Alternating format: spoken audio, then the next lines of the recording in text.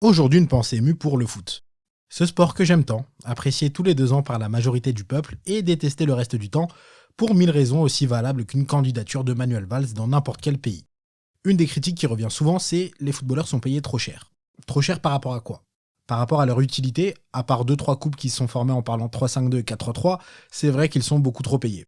Sauf qu'on est dans un monde nul et capitaliste où les gens sont payés selon ce qu'ils rapportent et la rareté de leur talent, et malheureusement non leur utilité.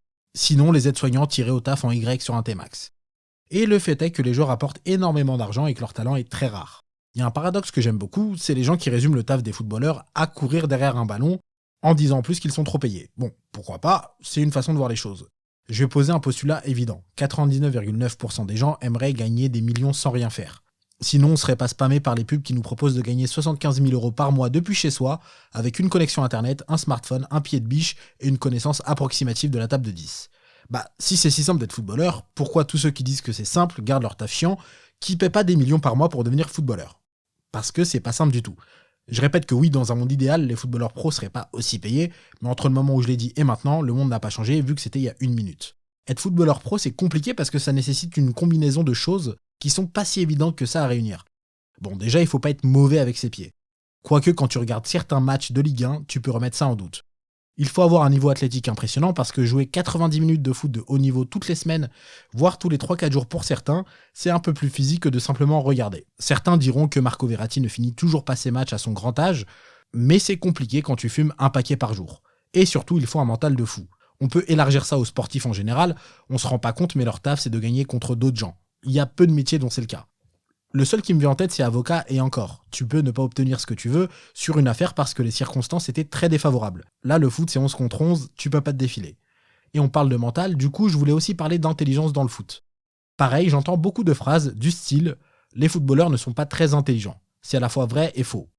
Pour porter cette affirmation, on va prendre des marqueurs qui ne sont pas forcément révélateurs d'intelligence, mais d'éducation, au sens scolaire surtout. Notamment la façon de s'exprimer et le niveau d'études. Si on juge par ce biais-là, effectivement, ils ne sont pas très intelligents. La plupart des footballeurs ne sont pas de très bons orateurs, quoique certains peuvent dire des choses très intéressantes en conférence de presse, et d'autres ont de beaux diplômes en poche. Spéciale dédicace à Socrates qui était docteur en médecine, un brillant footballeur et d'un engagement politique sans faille. On en parle plus longuement dans Le football peut-il sauver le monde? Le lien vers le podcast se trouve en description sur notre Insta, beau parleur tout attaché et au pluriel. Fin de la promo intempestive. Prenons quelqu'un comme Ribéry. Longtemps moqué pour sa façon de parler, Ribéry est dans certains domaines bien plus intelligent que nous tous. Si on parle d'intelligence émotionnelle, Ribéry nous éclate tous à coups de n'importe quel outil trouvable chez Castorama. Un sang-froid hors norme, quelles que soient les conditions, supporters qui l'insultent et plus globalement environnement hostile.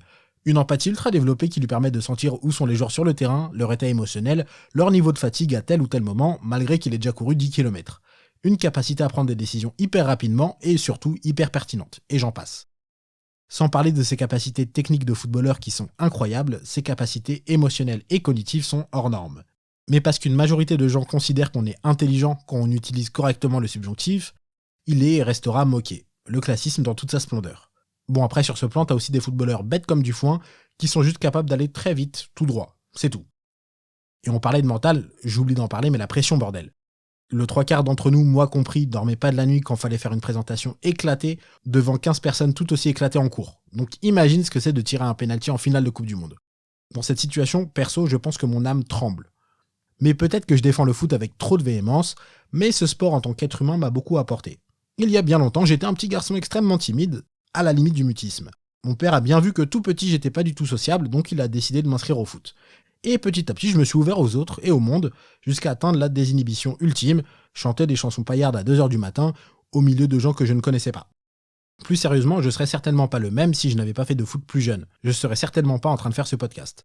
Le foot m'a aussi apporté parmi les émotions les plus fortes que j'ai pu vivre. Ça peut paraître étrange pour certains, et je peux le comprendre, mais pour moi, ce sport est fou, ce sport est beau, ce sport est grand. Par exemple, c'est la seule chose à ma connaissance qui unit la majorité des Français, que ce soit pour aimer ou lyncher l'équipe de France.